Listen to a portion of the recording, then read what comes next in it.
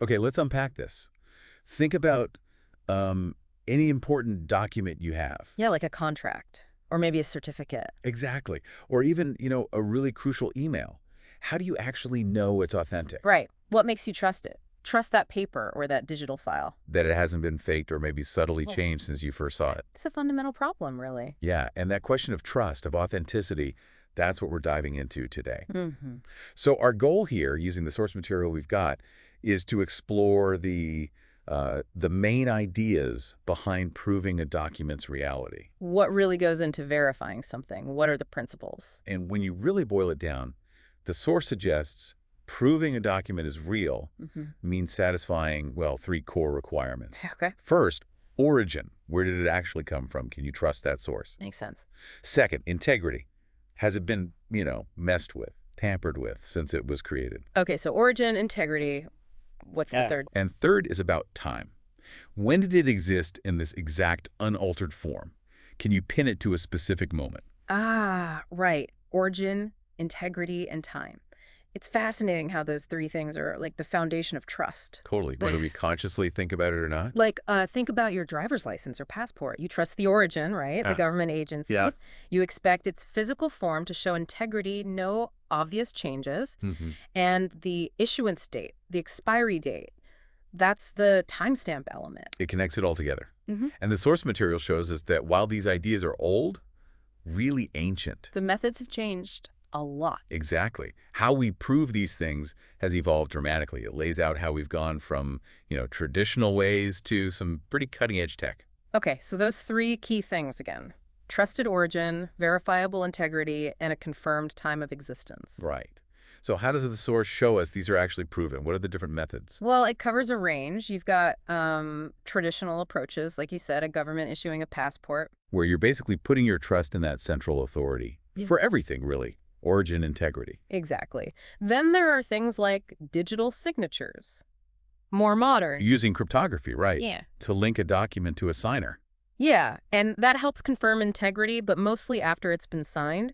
It doesn't always capture that initial point in time perfectly. Okay.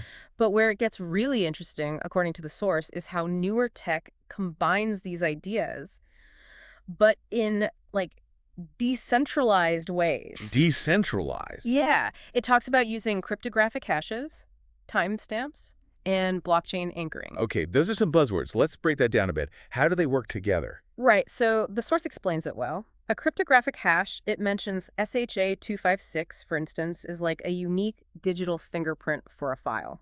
Super sensitive. Meaning if you change anything, even a comma, in the document, that whole fingerprint changes completely. Ah, so checking the hash proves the integrity that hasn't been altered. Precisely. Then you add a trusted timestamp to that unique fingerprint. And now you've locked in when that specific version, that exact fingerprint, existed. Got it. Integrity plus time. Exactly. Now, the source points out how technologies like blockchain anchoring push this further. How so? By embedding that time-stamped fingerprint, that hash plus time, onto a blockchain. Which is like a public, unchangeable ledger. Essentially, yes, an immutable, often public ledger.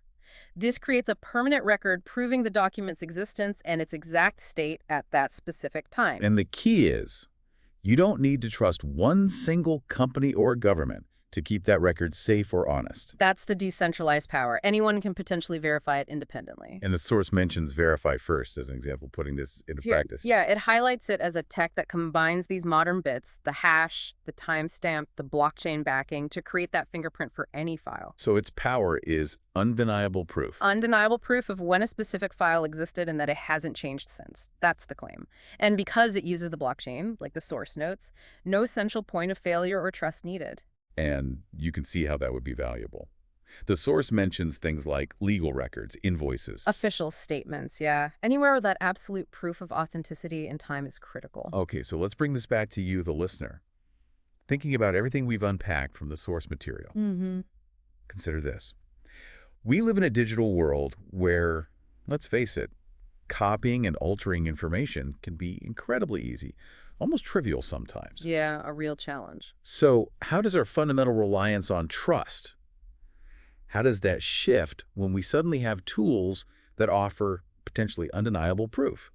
Proof of a document's existence, its integrity, pinned to a precise moment in time. What new possibilities does that open up for you? Or what new challenges might it create in how you deal with important information? Something to think about.